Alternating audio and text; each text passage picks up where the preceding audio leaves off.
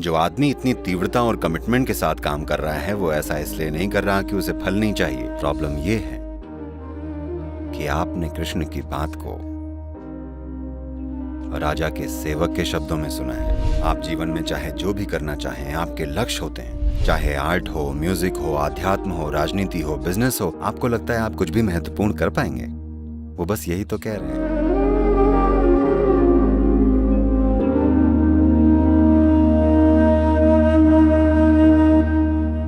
भगवत गीता में भगवान श्री कृष्ण हमें फल की चिंता छोड़कर कोशिश करते रहने का उपदेश देते हैं, पर मुझे काम करते जाना और नतीजों पर ध्यान ना देना बहुत ज़्यादा मुश्किल लगता है।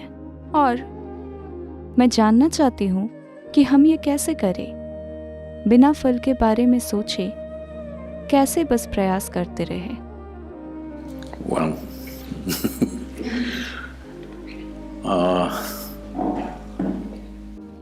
मैंने किसी भी शास्त्र को ठीक से नहीं पढ़ा है। ये दुर्भाग्यपूर्ण है, पर मुझे कहना पड़ेगा, मैंने गीता भी नहीं पढ़ी है। पर हम जानते हैं कि कृष्ण के जीवन में ऐसा लोग सोचते हैं कि कृष्ण यानी मक्खन, लड़कियां और बांसुरी। पर आपको यह समझना चाहिए, ये सारी चीजें तब हुई जब वो 16 साल के थे। तो 16 के बाद उन्होंने एक बहुत ही कमिटमेंट भरा जीवन जिया। His commitment was to marry the political process of the day with the spiritual process. उनका कमिटमेंट था उस समय की राजनीतिक प्रक्रिया और आध्यात्मिक प्रक्रिया को जोड़ना, क्योंकि उन्होंने देखा कि जब तक सत्ता पर बैठे हुए लोगों में जीवन की एक बड़ी समझ नहीं पैदा होती और वो अपनी पहचान में सभी को शामिल नहीं करते, ऐसे नहीं कि बस मेरा परिवार, मेरे बच्चे, मेरा पति, मेरी पत्नी और ये सब, जब तक आपकी अपनी पहचान की समझ बड़ी नहीं हो जाती, सिर्फ तभी आपको सत्ता की ताकत मिलनी चाहिए, नहीं तो भ्रष्टाचार होने लगेगा। लोग कहते हैं सत्ता भ्रष्टाचार है। सत्ता भ्रष्टाचार नहीं है, सीमित पहचान भ्रष्टाचार है। उनको लगता है वो सही काम कर रहे हैं और वो हर समय भयानक काम कर रहे हैं, क्योंकि उनकी पहचान इतनी छोटी है। तो कृष्ण इसे बदलने की कोशिश कर रहे थे। ये उनके पूरे जीवन का मिशन था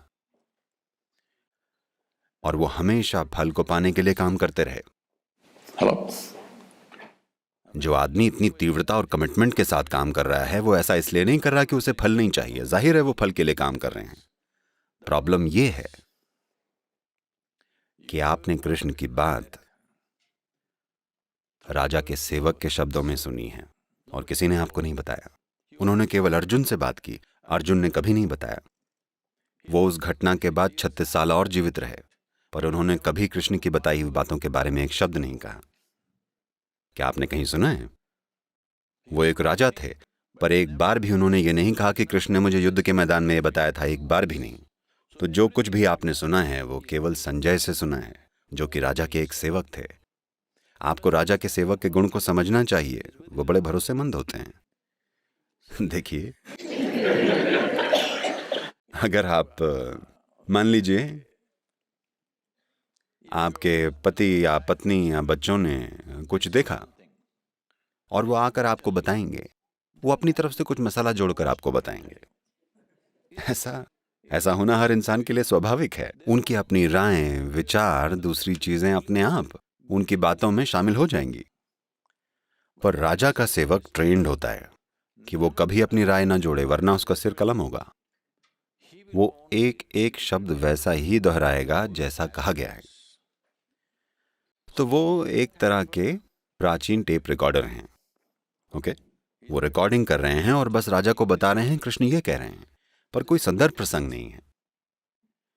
जब दो लोगों के बीच बहुत गहरा संबंध होता है तब बातें अलग तरह की होती हैं।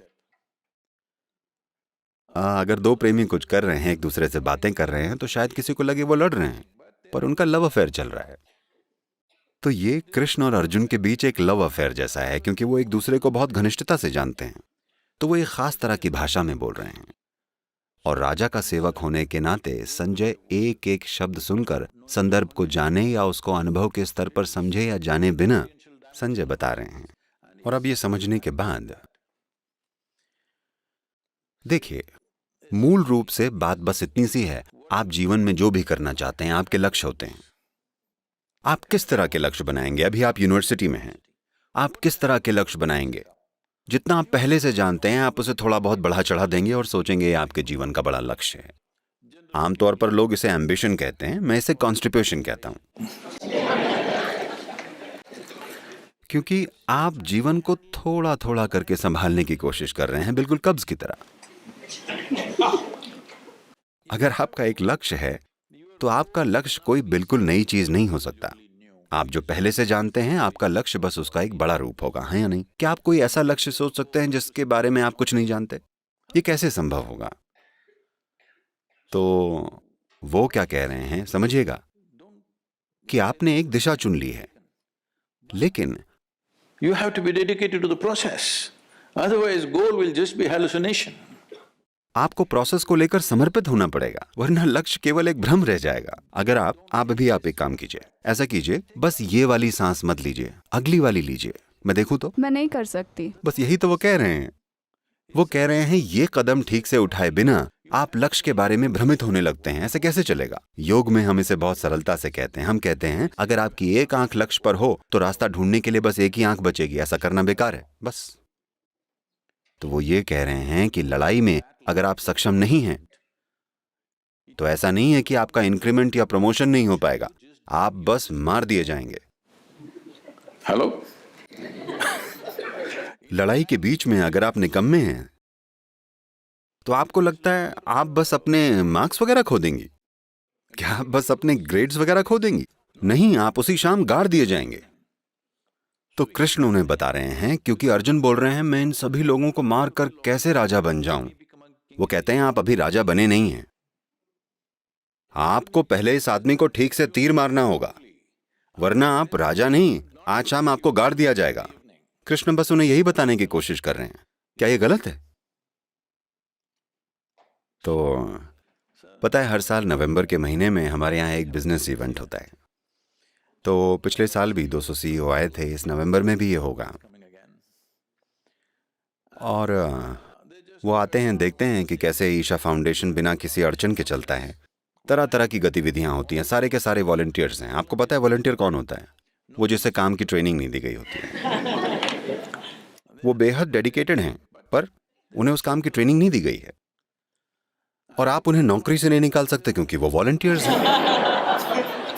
अगर आपने उन्हें नौकरी दी होती आप उन्हें निकाल सकते, वो वॉलंटियर्स हैं, कैसे निकालें? नहीं निकाल सकते।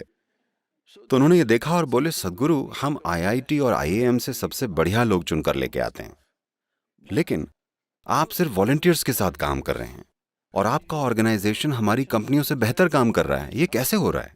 मैंने कहा देखिए, आप सब लक्ष्य को लेकर डेडिकेटेड हैं। यहां मैंने लगातार लोगों में ये भाव जगाया है कि आप पूरी तरह प्रोसेस को लेकर समर्पित हों। अभी आप जो कर रहे हैं उसे अच्छे से कीजिए। उनमें से ज्यादातर तो ये भी नहीं जानते कि मैं उन्हें कहां लेकर जा रहा हूं, ठीक है? वो बस किसी प्रोजेक्ट पर काम कर रहे हैं, उन्हें नहीं पता कि लक्ष्य क्या है। मेरा लक्ष्य कुछ और है, अगर मैं उन्हें अभी बता दूं तो वो हिल जाएंगे क्योंकि मेरे लक्ष्य इतने बड़े हैं कि वो हार मान लेंगे।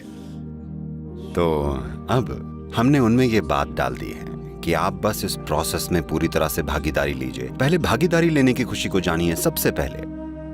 बिना पूरी भक्ति के भाव को लिए आप जो भी कर रहे हैं, आप अपने जीवन में कुछ भी महत्वपूर्ण नहीं कर पाएंगे। चाहे आर्ट हो, म्यूजिक हो, आध्यात्म हो, राजनीति हो, बिजनेस हो, कुछ भी ले लीजिए।